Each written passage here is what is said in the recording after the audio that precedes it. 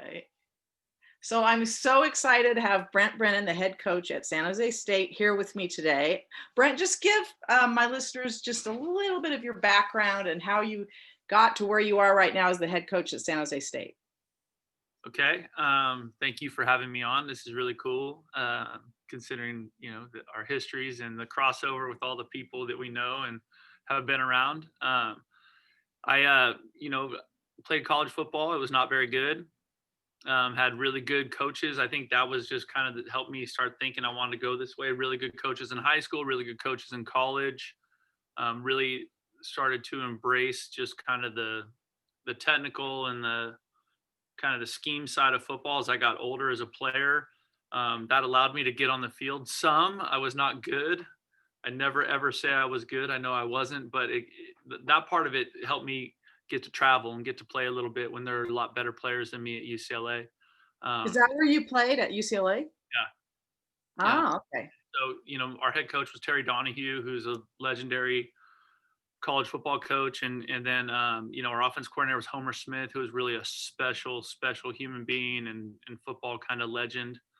And then my position coach was Rick Neuheisel, and Rick was fantastic. And so we had a lot of good people around us at that time, and I just I really appreciated the relationships with the coaches and the players, and kind of putting a team together every year, and just that process. And that I fell into it. I started coaching summer camps and coaching players. And then when I graduated, I kind of taught high school and coached football for a couple years, and I liked that, but I thought I wanted to coach in college, and so that led to a couple GA jobs, and typical college football. Or maybe your listeners don't know this, but two of the first 3 years I was in college football, we were fired as a graduate assistant. So I was like, Where were you? What we school?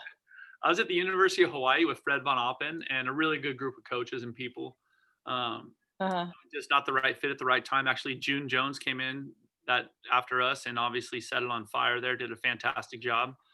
And then from there, I went to University of Washington with Coach Neuheisel, and I was there for a year. And uh, again, lucky to be around a lot of really good head coaches on that staff. Just in our on our offense side of the ball, we had Steve Axman, who'd been the head coach at Northern Arizona and a coordinator in right. the Pac-10, and Carl Durrell was our offensive coordinator, and Keith Gilbertson was our O-line coach. And then you had, Coach Neuheisel coming in. So as a GA, you learned early to shut up and listen. We had a lot of good ideas in there, and we had a good team, and it was fun. And then after that, my brother was playing at Arizona for Coach Tomey, and you and I had talked about Coach Tomey, and Oh, I love him. I miss him every day. I do too. I mean, I think there would have never been a better time to be able to talk to Coach Tomey than during kind of COVID and just what every team was going through. This was right in his wheelhouse. But Coach Tomey kind of talked me into going to U of A. My little brother was playing for them at the time. Hmm. So I went down there, and then again, I was dropped into this incredible group of assistant coaches. Dino Babers was our offensive coordinator. Rob Ionello was the receivers coach. Charlie Dickey was Yeah. our offensive line coach. Rich Ellerson was our defense coordinator.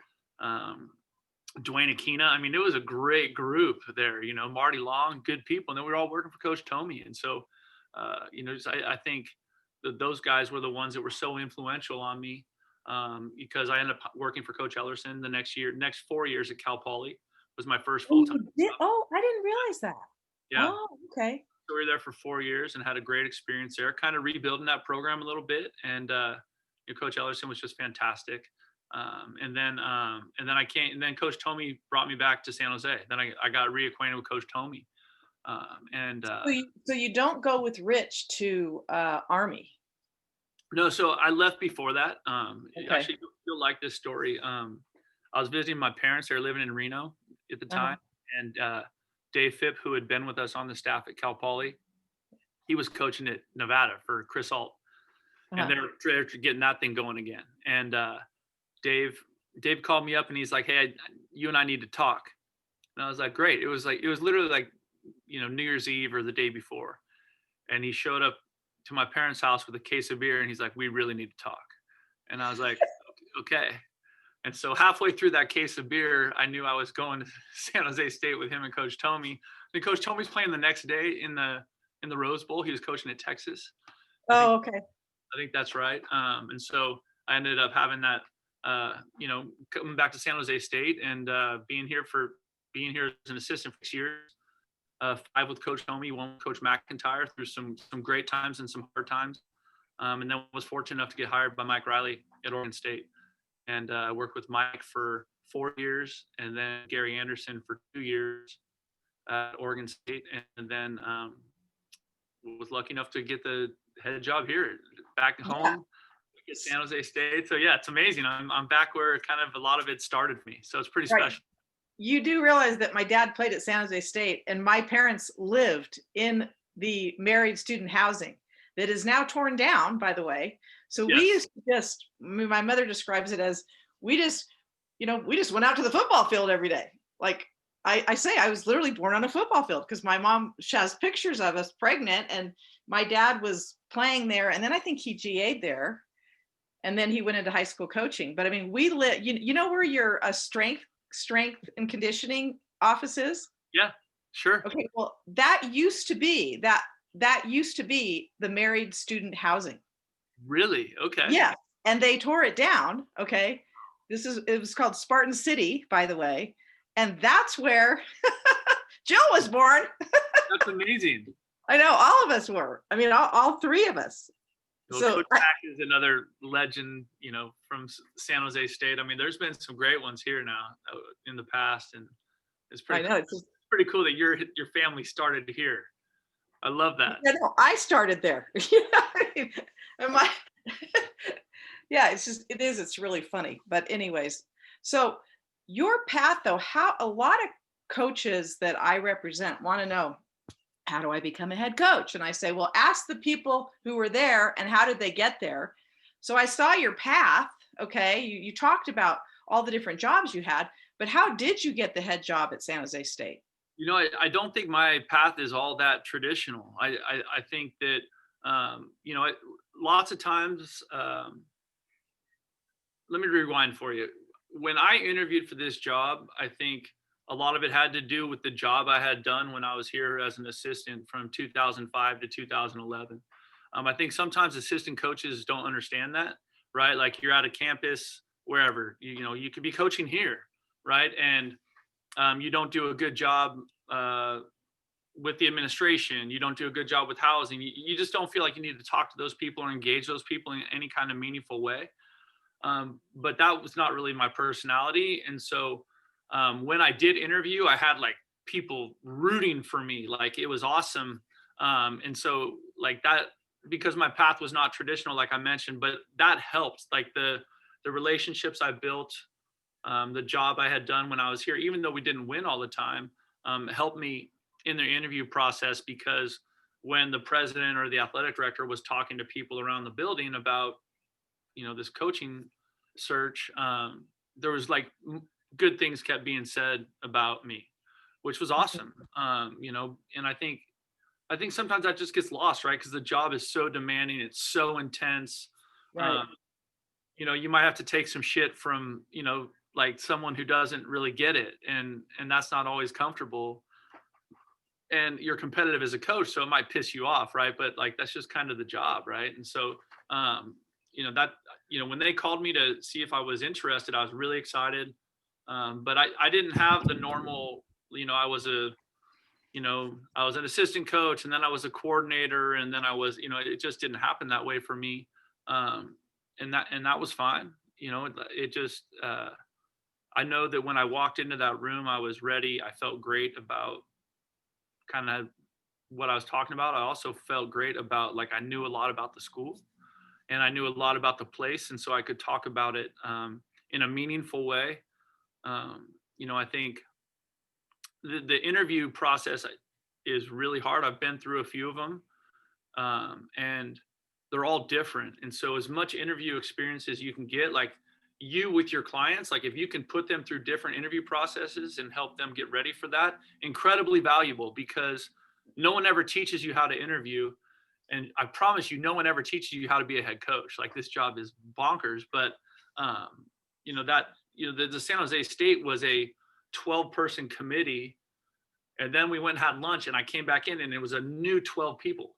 So it was just like, 3 hours and it was on, and I was so exhausted at the end of the day. But so that's one format. And then I've had interviews that's been just me and the athletic director, or just me and the president, or just me and the head coach, or so it's just as much experience as people can get that way, because that really is the first time they get to see you, and that's the first time they get to experience you face to face. And I think when you're sitting there, all those people making those decisions are wondering, how is this person going to interact with our student athletes? How is this person going to interact with our other coaches? What is he going to be like when I put him or her up in the front of the room with donors, right? Like there's like Right. that's what they're projecting as they interview you. And so as much comfort and confidence as people can have with being interviewed or speaking, publicly, or speaking confidently about coaching football, or helping young men become men, like whatever your philosophy is as a head coach. Like that process is so important, just having experience talking through it. Sorry, that's Yeah. a long answer. No, it's actually not. I just had a situation with a coach that was interviewing for a job at a university, and we spent 4 days. Yeah. He created his PowerPoint, and we went over it and over it and over it. And then of course I got John on too, and John went over it. And he was not the front runner. He got the job. Yeah. Why? But the kid is a superstar. I'm going to tell you, superstar. And so I'm not surprised that he killed the interview, but he had some good people talking about it. Rip Shear, who you probably know too. Yeah. Rip had advocated for him, and he is just a fabulous young coach. He went to Punahou, actually, right? So he's he coaches corners. They wanted a minority, anyways. But we spent 4 days preparing. Good for you. That's awesome. And you know what? I think it was so helpful to him and me, and just and I think that is so important. It's preparation. It's just like preparing for a game. Yes. And you better understand, if they're going to play press coverage, you better know press coverage, if that's what's important to the person you're interviewing with. No, I think that's go ahead. Sorry. Yeah. So and so when you prepared, and I know you interviewed for the Arizona job, I know you interviewed for the job you are there now. How did you prepare for those? When you're a head coach and you've got to prepare for an interview with another job, how do you prepare for that when you're trying to get ready for a bowl game? So there was not a lot of preparation for the conversation with Arizona, but I also didn't need it. I didn't feel it, because it was a different. I had been a head coach. The first time I interviewed, like it was easy to talk about, right? Like I was just very comfortable talking about the process of trying to rebuild a program and what we went through here and what I thought could work there. Like I didn't think of it in terms of, it wasn't, the first time I had, like I had this book. Now I didn't have time either, right? We played in the Mountain West Championship game the night before, but yeah. When I interviewed San Jose, I had a notebook, or I had a bound book that I gave to everybody on the committee, and I was taking them through it and talking. And, I think sometimes guys in those interview processes can get stuck in front of a screen on a PowerPoint, or stuck in a book. I don't do that. It's not my style of coaching or teaching anyway. So I stand up and I move around and I talk to everybody and engage everybody in the room. And within 30 seconds, I know everybody's name in the room, which I think is important. I can still remember, like to this day, like where everybody was. It's been 4 years, but I can remember, like on a clock, like where everybody was sitting in my interview. Certainly the first group. But that when you're preparing for it, or I think when just for anyone else that's in that situation, like talking to other head coaches was really valuable. I know I reached out to Coach Tomey. Obviously that's a natural for me, him being a mentor and a dear friend. But the real ones with the time was Nick Rolovich, because he had just been through it the year before. So I had talked with Nick. I had talked with, when I was interviewing for San Jose, I talked with Dino Babers, like anybody that I had, I guess you lean on your family tree a little bit. So I leaned on my family tree, and I reached out to those people, and they talked to me about just what to expect. And it was really, really helpful. Yeah. Interesting. So Now let's talk about, you get the job at San Jose State, you become the head coach, and tell me what happens to your phone when it blows up.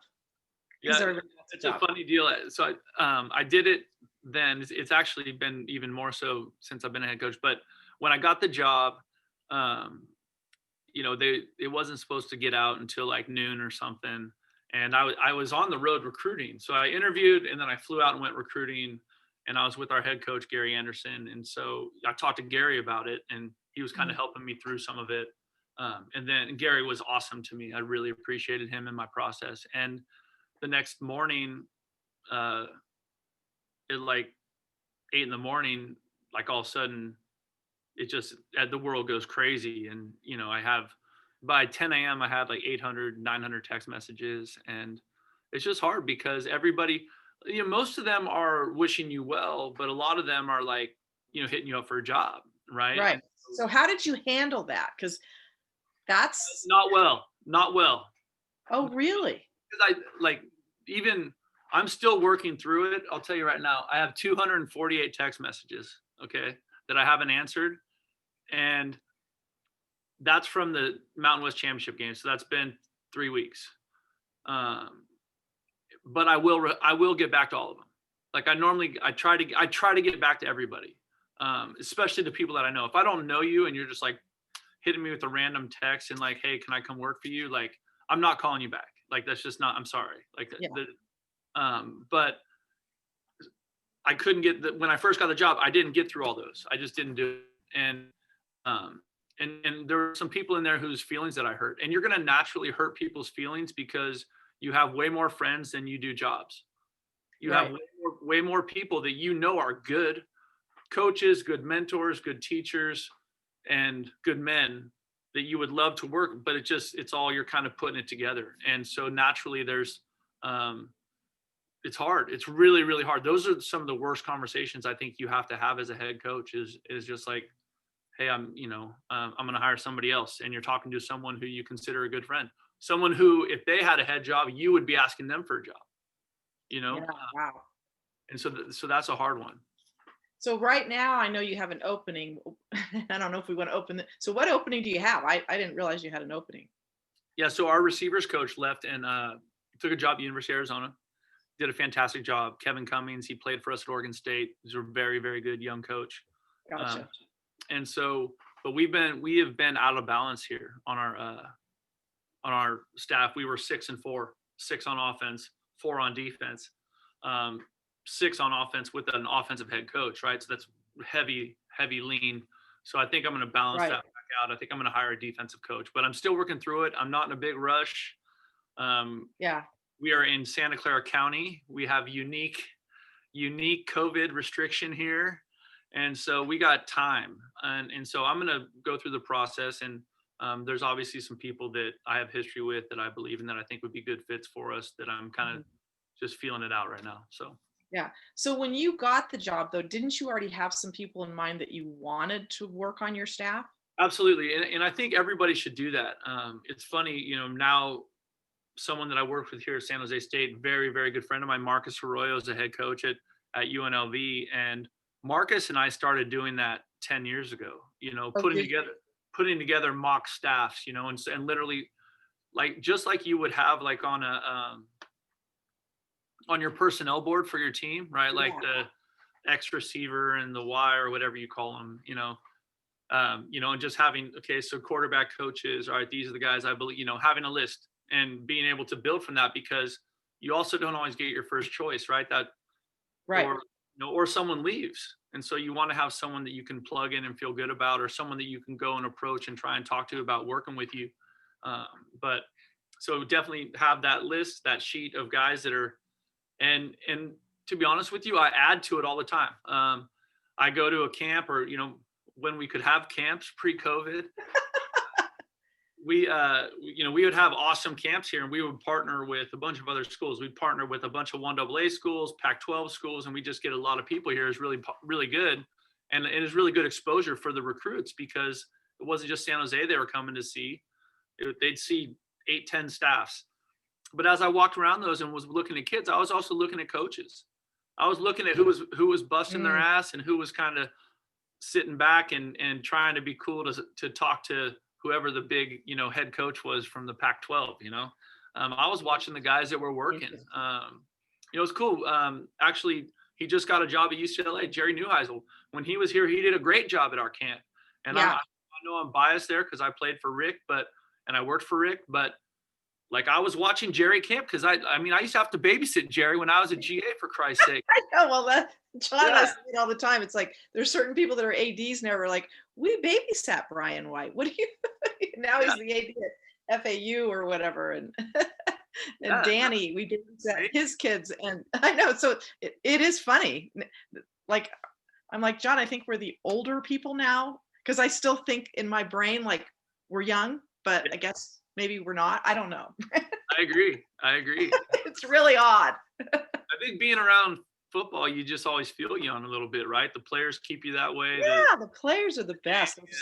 They're so young. They're optimistic. They're getting their education. They have a great future, and I love watching the players. I mean, they inspire me to be better, right? Absolutely. Because they just, and nothing, you hope nothing bad has happened to them yet. No, but you're also like, they inspire you, but you're also, you're there to help them grow and to help them improve. Of course. So that give and take, which I think keeps you young. Yeah, I get maybe that's except for my gray hair. I got this new color. I have tons of gray hair. Don't worry. I just use a little little hair dye. Okay. But pandemic's kind of, Slow that down. It's interesting for sure. So now let's talk about your season. You had like the most incredible season in a pandemic in a county that shut you down. Right. So how did you possibly go undefeated, okay, in your conference during a pandemic in one of the toughest counties in the country? How'd you do that? I don't know. What do you mean you don't know? Come on. No, I think it just started. I think some of us getting better, started with like a year ago. We finally got a taste of some success in the field, and we didn't win enough games in 2019. But there was definitely a sense like, hey, we left some games on the table there that we could have finished better, and so there was a little bit of a hunger from our team, and so off season and spring practice started off great, just like ton of energy, super intense, guys really locked in, like on a level that we hadn't been. Like I was like, okay, we're starting to get there. And then pandemic hits, we get shut down 5 days in spring. So then the challenge was like, how do you keep moving forward when everyone's at home, right? Like, and so we try to be creative with our Zoom meetings. We had coaches. We had like surprise speakers, right? So Kyle Shanahan came on and John Gruden came on, and they were awesome. Like Bay, at the time they're both in the Bay, so they're supporting the Bay Area team, and they were great. Like they were so good with our players. They like researched, and so just trying to keep the engagement on Zoom with our players meaningful. We were meeting twice a week. Then the players asked for more, and so we stepped some of that up. And we found ways to kind of make it football and then like big picture stuff with the guest coaches. We switched offensive and defensive coaches. We had our defense coordinator meet with our quarterbacks and our offensive coordinator meet with the secondary, and just trying to give those guys different perspective. Like, oh, well, this is what we're looking at. So we just tried to keep it fresh, but to keep our guys engaged as we kept moving towards what we thought was going to be a report date, right? So everybody got to report on June 1st, except us and Fresno and San Diego State, right? The California schools, at least, and then also obviously Stanford and Cal, right? They're like just the California schools was tricky.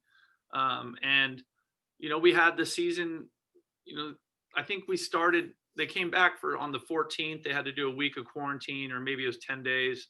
And then we started lifting. And so they lifted for about 2 weeks, and then the season got postponed.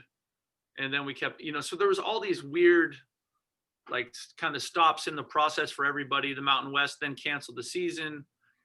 But the choice we made at that time was to keep our players here, because we thought this was actually like a safer environment for them in terms of not having a COVID issue. Mm-hmm. So we kept them here. and we were able to have I don't know, it was 15 person or 12 person practice. Like the NCAA gave, right? There was like some mitigation this year, right? Like you were able to have, I forget what it was. I think it was 12, 15 people pod practices, right? And so we were able to still get on the field and do some individual work, which before you couldn't do. Like that to me, that's like a fundamental issue with the NCAA, right? Every other sport can have individual one-on-one time. You know, I can take my 3-point shooter out and I can feed them shots and they can shoot 100 shots and, you know, whatever that throughout the year, but you don't have that in football. And so that was kind of a good deal because it kept the football fresh. It kept us around each other. It kept us engaged that way. We were still having, you know, guys were going to class. We were having our meetings. It was, you know, guys were doing stupid stuff in the dorms. It was like normal college life. It's just there wasn't much college going on here, you know, because I think for us it was so, how do we keep this as normal as we can in the most unnormal year of college there's ever been, right? Like just for, right, just that was so hard for them. No, you know, no on-campus school, no social life, no parties, no, you know, I can't take a girl out to dinner and a movie. Like there's just no normal, you know. Oh, then there's no practice. Oh, the season just got canceled. Like there's just so many punches to the face that the players took. We were just trying to keep them together and keep being like supportive of each other. And you know, as we went through it, I thought our assistant coach did an incredible job. And then what happened was our athletic, when, you know, I think they reinstated the season like maybe the 24th of September for us.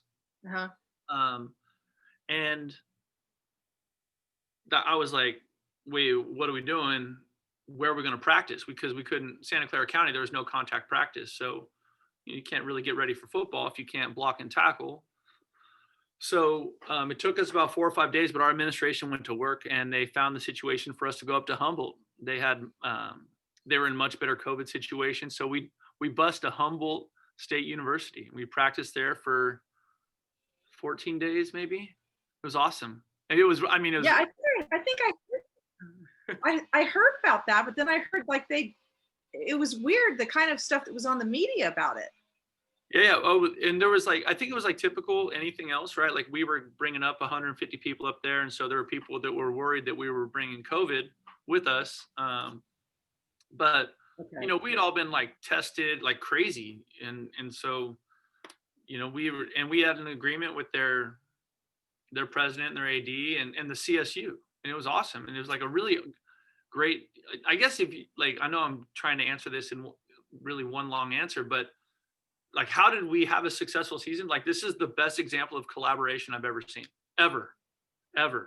And it had to be that way for us to have a chance to keep moving forward. So our administration went to work. Our athletic director Marie Tewitt, our president, Dr. Papazian, our CFO, Charlie Foss, like they went to work and found this situation in Humboldt that would work.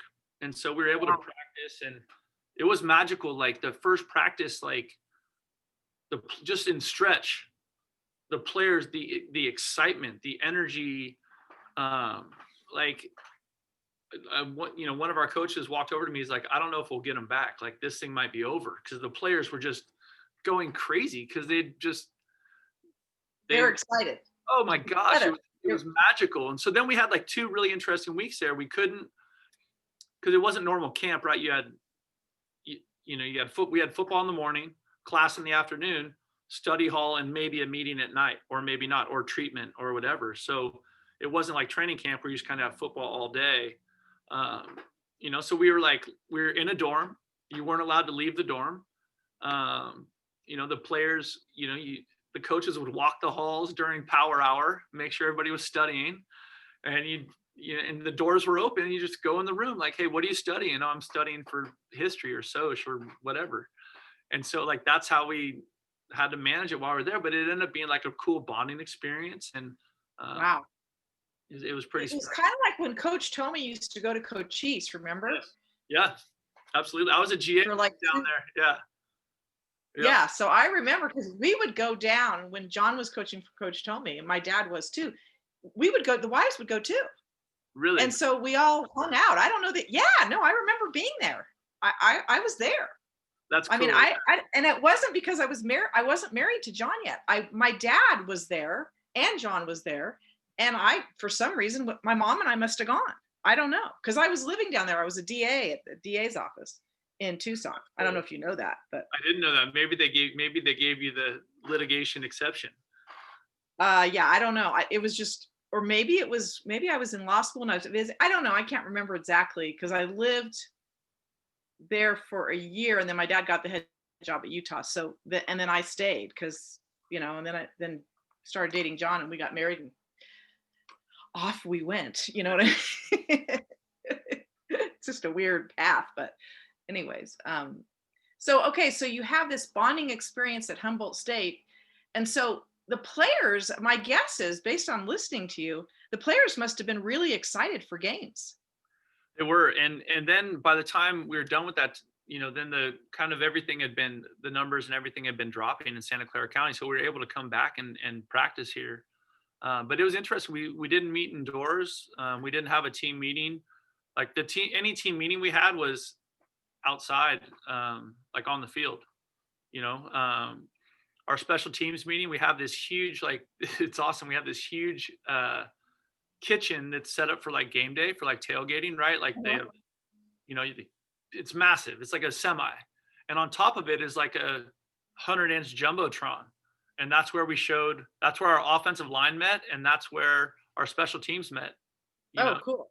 yeah, like literally outdoors, and it'd be like raining and it'd be like cold, and we're just like everybody just sat out there and wore it together, and so it kind of became a fun kind of bonding, galvanizing thing for us. So, okay, what weeks are you up at Humboldt? So we're up there leading up to our first game against Air Force. So we're up there. We were up there for 2 weeks, and then we got back here. Because it took us a week to get there. So we were going to have a month to get ready. We ended up only having 3 weeks to get ready, and so we were there for 2 weeks, and then we came back here for like game week as we In, prepared for Air Force. in September? So we were, I think September 24th, they decided to reinstate the Mountain West Conference season, Okay. play 8 games. And so, but because of where we were, we couldn't get the practice thing worked out, and actually like the people here were doing the best they could too in Santa Clara County, right? Like we have an awesome FDNO woman who was working with us, Tracy Fertilage. Like everybody was doing the best they could. And Mhm. so it just worked out that we were able to come back and then kind of have game week. And we had 2 home games. And then, it just got weirder and weirder. No people in the stands, correct? Oh, no, the little cardboard cutout thing. And yeah, actually our red shirts were in the stands and they had to be like socially distanced. And it was amazing. Like, So, but could you hear the other side? Like, could you hear the other coaches on the other side oh yeah, talking? yeah, absolutely. Yeah. You could hear everybody yelling at each other, or yelling at their players, or yelling at the refs, or it was such a unique year. Like I would imagine every coach you talk to is just like, there's nothing like this. There's no game plan for this. No, but what did you learn from it, do you think? I think the collaboration thing was so big. Like that part of it was amazing. Just like and not just understanding it from like a head coach to your admin. Like it was important to me that our players understood what our administration was going through to help this happen for them, that they could have a season. That was really, I think that gets lost sometimes in all of it. The idea of staying together. I know that was a big Coach Tomey thing. It's a big part of us too. Mhm. But just staying together, even though things aren't right, like things are really hard. Like, yeah, okay, so your college life sucks. I get it. We have a game on Saturday.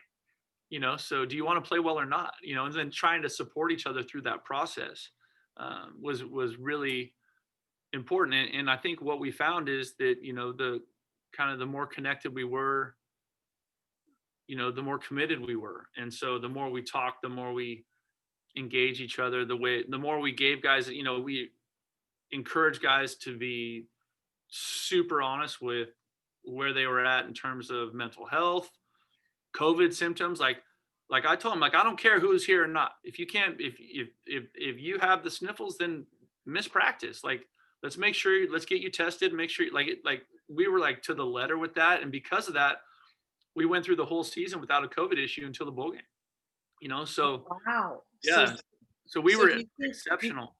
do you think it had to do with the Christmas break, Yeah. Thanksgiving? Yeah, they went home. Christmas break, they went home. Thanksgiving, they did not go home. Thanksgiving was sad. Guys went and picked up a turkey dinner and went to their dorm. Like it was like I came to the cafeteria or to the dining commons to like check in. How's everybody doing? And they're like, fine. And they're walking through the line and they're getting their turkey dinner and they're going home. Wow. They're going back to the dorm. Not like they're not like going to a family meal. They're going back to the dorm. Right. So then Christmas, they get to go home, I take it. Yeah. So Christmas, we played the Mountain West Championship game on the 20th, maybe 19th, 20th. Mhm. And then the next day we sent the team home. So How did it feel to win the championship? And I mean, you played Boise, right? Yeah, it was awesome. It was incredible. I think there was so much that went into that, and that was also like after we'd won a couple of games here, then all of a sudden we flew to Boise to play a game, and we were in Boise, and our game got canceled day of the game. And so then as we were flying back, yeah, like we were, What do you guys, mean it got canceled? so they like it was like they had a COVID deal, and so that they didn't have enough available players, so the game got canceled. And so we were in Boise in our team hotel, and I called a team meeting, and I was like, hey guys, we're this game's canceled. It's just sad. I mean, guys were crying, guys were upset, and guys were pissed off, and it was sad because they were excited to play. It was a national televised game. We're playing Boise. We'd never beaten Boise, like all these things, right? So that game gets postponed. We get on our plane. When we land, everyone turns on their phone, and everyone's phone just blows up because Santa Clara County new regulations are coming out, and we're going back into a red tier, and which means no practice, no, so then it was another amazing moment of collaboration, getting our administration. We practiced at a high school in Santa Cruz County for a few days, and then we flew to Hawaii and we played home game. Our last two games were supposed to be home games, and we played a home game at Hawaii against Hawaii. Wow, that's hard. That's tough travel. Yeah, and so we were there, and then we flew overnight back to Las Vegas, and we stayed in Las Vegas for the last 2 weeks before the championship game. And Okay, but that's also really expensive for your university. yeah, and that's what I'm talking about, like the collaboration and the the commitment from our administration. It's really, really special. Really, really Wow. special. Sounds like you have good leadership with your president and your AD to me. They're incredible. They're outstanding. They're awesome. And that's like, I think that's one of the things that makes me excited about being here and, giving your family's history at San Jose State and your knowledge of it. Yeah. And I think we are in a unique time here where we actually have incredible leadership. Just the campus in general is like making this huge movement into a really exciting space in terms of just kind of recognition and exposure, and not just what our alumni are doing, but what the campus is doing, and kind of the campus's impact on Silicon Valley. And so football hopefully is going to coincide with that and be a part of it. Wow, that's really awesome. Yeah, it's really neat. You So would not believe campus. You walked around campus right now, you would be like, where am I? It's amazing what's happened here in the last like 8 years. Because of donors or just the president leadership? Both donors and just kind of a huge increase in just like the kind of commitment to taking San Jose State to the next level, just in terms of academic facilities and kind of building up an athletics program that can be sustainable and something that people are excited about here in the South Bay. Yeah. What about like it's really expensive to live there, and I'm curious, like, where do your players live if they decide to move out of the dorms? Where do your coaches and their families live? Because it's really, really expensive. It is. And I think that's one of the challenges that's always kind of been here at San Jose State. Our players, now have a pretty good situation. I think once the NCAA put cost of living into place, I think that made it a little bit more reasonable for players to live and have a good experience as a student. athlete. Okay. So that's made that much more much better for the players, in my opinion. And then for the coaches, I think we're, again, our administration, our process here, we've done an incredible job. It kind of increasing our salary pool and giving us a chance to retain staff, which I know, being in the profession, staff retention is a huge part of our success this year. Just not changing the leadership, not changing the scheme every year. Like, that's been incredibly beneficial for us. Right. And so, guys live, they live all around. They live like Willow Glen, or all like reasonable Yeah. drive. Yeah, Well, that's good. they need to So, be close. well, it's just, It's a lot of I work. know, I just know like the house that my parents, I can't remember, I'm not sure which area it was, but they all moved out of the dorms, just so you know, and there was a new neighborhood, and all of the players and the ones that were married, they all moved on the same street. We lived on the same street with everybody that my parents were in college with. We're still friends to this day, by the way, with this one street of people from I know, it's probably blowing your mind. But that little house that they all moved to, because my mom was like, no, let's all just move to this street. There's a new development.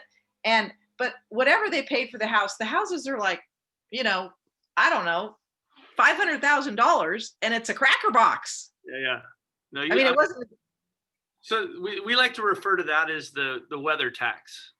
The weather tax. Yeah. I mean, you live in California. Yeah. Okay. I was just curious. So, what advice do you have for young coaches in this profession? Because I work with a lot of coaches, that I represent, and some of them are realistic, and some of them are not. That's a good question. Because that's a little bit of our deal here, right? We do hire a lot of young coaches, and Mm-hmm. which is awesome, because when you're at a place, I think sometimes as a young coach, you're like, well, I only want to go coach at Pac-12 or the SEC or whatever. First thing is that you're going to coach for a really long time. If you really love it, it shouldn't be about what logos on your shirt. And you need some time to develop as a coach, right? And Mm-hmm. that part of it, I think, sometimes guys are so busy when they're coaching at a San Jose State looking for the next gig that Mm-hmm. they don't do a good job here, right? I agree. That is what I say to people. Do an excellent job where you are, Right. and a path will find you. That's Because right. And I totally agree with that. I totally agree with that. I think also sometimes guys will be like not great at building relationships with everybody on the staff. And the truth is, you don't know who's going to be a head coach. You don't know who's going to make that move, or you never know how the ball's going to roll that way. So, Yeah. being a good dude or a good person, and building healthy relationships with all and demonstrating that you are willing to work hard, and that you're good at working with other people, and that you have an understanding of what you're doing schematically, like that's critical, that, and I think sometimes young coaches or graduate assistants, I laugh saying young coaches, because like you said, I always think I'm a young coach. I'm not a young coach anymore. I know that. I feel like. But I think that's, do a good job with the people that you're working with, and they will help you move on. Those are Yeah. those are all the jobs I've kind of ever gotten, have come from, people that I've been on staffs with. They were like, no, that kid did a good job when he was working with us. And I love, the other part is like, I'm not going to lie to a friend to hire one of my young coaches if they didn't do a good job here. Right. Like, Oh yeah. once you become a head coach, you start talking to all these other head coaches all the time. It's amazing. Like, oh, now you can talk to us because you're a head coach. Yeah, they won't answer the phone. They won't answer the phone when you're an assistant, because they're like, that guy wants a job, yeah, it's hard. That's why, when my dad and Lavelle were in Utah or whatever, I mean, they talked to everybody. Yeah. You know what I mean?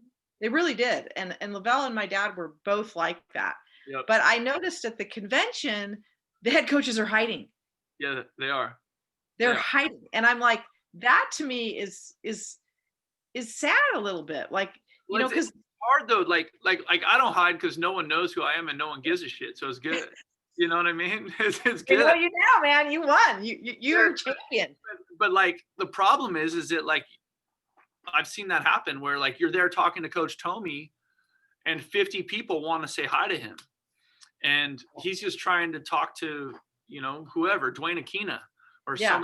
he's trying to talk to somebody that he worked with for 10 years, but some young up and comers trying to meet him. And so that, like that, I think that's what happens sometimes at the convention. It gets tricky. I still think the convention is awesome. I think it's a really good resource to learn and a really good resource to meet people. Right. But that's normally a lot what happens. Yeah. Do you need to go? You look like you're. No. I just, my brother is having a baby today. He's not, his wife is. Oh, really? Did he have his baby? Did he have the baby? Not yet. So I'm like, every time I get pinged, I'm like, wait, is it have the baby yet? So Yeah, it's that's cool. Yeah, pretty Well, me as an agent, sports attorney, how can I help you do your job? What would make it easier on you? Like if I got about 10, 15 guys, is it better if I just say, here's my guys? Brent, is there anybody that you have interest in? Is it better if I have somebody that call them? How can I be of better service to you as a head coach? So you don't have to answer 783 text messages. Yes. No, I think you're different because I know you, right? Like because of your history in this, like people will take your call. It's different, right? I have agents reaching out to me all the time right now, but I don't know them and I'm not picking up that call. And it's not their fault. They're trying to do the best they can. You know what I mean? But I think, and maybe I'm old school that way, but I'm always going to trust either who I've worked with or what I've seen or someone that I played against. And I was like, wow, those guys were good. It's funny because I played at UCLA with Eric Scott, who's a receivers coach in Nevada. And he's built an incredible group of receivers in Nevada. And I watched that. I'm like, those guys can play. Like that guy's doing a good job coaching the defense there. Like that, I think that's part of it. And then from there, I normally go to who knows him that I trust. Right. Can I call whoever? Right. And the other part, I think sometimes when these people are pinging me for a job, like I've been coaching college football for 20 something years. Like there's a lot of relationships, a lot of history there, right? Like I'm going to exhaust those channels first. You know what I mean? Of course. Yeah. Before I totally get. Yes. Before I look outside. I get it. Yeah. And so, because you've been on the field with that person, or you've been in a home visit with that person, or you've, whatever it is, and you've been through the grind with that, or someone has, right? Like that's really common. I have had multiple conversations in the last week with head coaches from Pac-12, our conference, ACC about assistant coaches for positions. Who are these guys? Do you know this guy? It's really common. Like you reach out to people that you have experience with, or people that you trust, or they're calling you to say, hey, I've got a guy for you. And I think you should consider him. And so then you're like, tell me about him. Tell me why I should consider him. Right. Yeah. Like ultimately, you got to make the choice. As the head coach, you got to make the decision. But it is, I like interviewing guys if we get a chance to. We had an O-line job a year ago. We interviewed a bunch of people for. It was really positive because it helps those young coaches get a chance to interview also, right? And yeah, I think John's always said that. He always thinks sometimes people make mistakes and hire somebody right away why don't you interview 10 people? You might learn something. Number one, might learn something from somebody. And I don't know. It's just especially if you're not in a hurry, like right now, you said you're not in a hurry for the one job. I mean, why not interview 10 guys? Yep. To see. I agree because that, and I think like what happens is once you get into the off season, most people, normally in January when you're trying to hire somebody, or December, you're heavy into either bowl practice or recruiting. Yeah. And so this is like a weird year because you don't have recruiting the same level you normally would. And then once you get done with recruiting, you're like, oh, we need to get ready for spring practice, which is just BS because the whole world just found out that we can play good football without spring practice, right? So let's stop freaking out, and we're fine. We'll get through our cut-ups. We'll have a plan for spring ball. But the whole world just found out we don't need spring practice, or we kind of do. You know what I mean? Like, what is it? Is there any like, it's going to be interesting to see like how that comes out, like the data on injuries and all that stuff, right? Because as of right now, like we had a great run injury wise. Obviously we played good football, but so what is, and we had, I think, 5 days of spring ball, Interesting. Well, the NFL's decided not to, we just had a meeting yesterday and no combine. Okay. Pro days are going to be at your school, which I think is really good because I've always told guys, work out with your strength coach at your school. That's where they can work you out, you idiot. I mean, I get so mad about the training thing because it's ridiculous. I was like, your strength coach knows you. Your coaches know you. So just exactly what I said. Oh, all the pro days are going to be at the universities. I'm saying, good. But they're also not going to do any of the OTAs, I don't think. Really? They're not going to have mini camps. They're not even sure if they're going to have preseason football. Are they doing that because of wear and tear or because of COVID? No, because of COVID. They don't, unless everybody is vaccinated by the time preseason starts, and they don't know if they can do that or not. Right. How about that? And we just had the meeting yesterday with, Demoris, who's a fabulous leader. I love the guy who runs the union. He's like the best guy. But I was like, wow. So your players who are NFL prospects are probably going to be a little surprised, which I even said when I was meeting people, there's not going to be a combine because I was doing a deal with Denver and I said, hey, what's going on with the combine? And the guy's like, Jill, it's a secret. I said, what do you mean it's a secret? He goes, no, it's a secret. We don't know. And I was like, well, it'd be nice for you to share the information soon, but it took until right now, yesterday, for them to share the information. That's hard. It's funny because we're dealing with a similar problem because, right, you're going to have roster issues that way in the NFL. It's going to be hard for this generation, this rising class if there's no OTAs, if there's no mini camp, if there's no preseason, like how do you make an NFL roster as someone that's really complicated? Yeah, like I told guys, there was a couple guys that I talked to that were thinking about going out early. I'm like, no, not this year. I wouldn't do it. It doesn't make sense. Yeah. Now, for you, what's interesting is if guys have another year, right? Everybody can have another year if they want. Is that correct? Correct. So how many of your guys chose to come back, and what does that do to your scholarship pool? So that's the challenge, right? It's just similar on a different level to the NFL, right? NFL, they got 53 spots. For us, we got 85. You want to sign a recruiting class because you're worried about next year graduating a double senior class, right? Right. If guys want to move on or go to the NFL or just start their lives because they're done with school. So it's a constant roster management discussion. We're going through it right now. Everybody is. And some guys are ready to like graduate and start their life. They didn't play very much or, whatever. And then fortunately for us, a lot of our guys want to come back. And so we have a good group of players coming back. And then we've got, a couple of guys are getting ready for the NFL, and they've played really well here over time. And, it's their time to take that shot. So what about the guy who doesn't play very much, wants to come back next fall, is going to take up a spot on your roster? What's your philosophy? I think that's the tougher one. That's a really hard one. And I think if as a program, if you've helped that young man graduate from college and he's had a good experience here, I think like that one would be like, hey, it's time for you to start your life. You're not going to be an NFL player, or you can grad transfer, like that's if someone will take you, but I think that's a complicated one because there aren't a lot of roster turnover. So it's a really hard year to grad transfer. I don't know what the number is today, but I know there was 2,500 kids in the transfer portal 3 weeks after it was started. So, and not enough scholarships for the 2,500, by the way. No. I mean, we can argue the perils of the transfer portal all day. But the fundamental one to me is just like you have more young men that aren't going to graduate from college now. It's not good.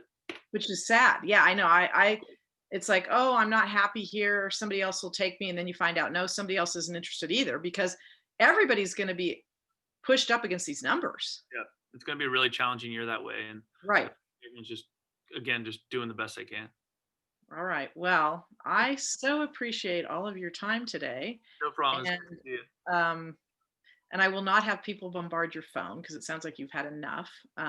Unless I can think of somebody who, I don't know, what position are you trying to get? What defensive position? Yeah, it's going to be on defense. I think it's going to be a outside linebacker job. I think Okay, I'll think about it that. changes every day, but you know. Yeah, I know. I don't. I don't want to like. I can delete this part. We should talk about this when we're not recording. But anyway, I'm going to stop recording so I can just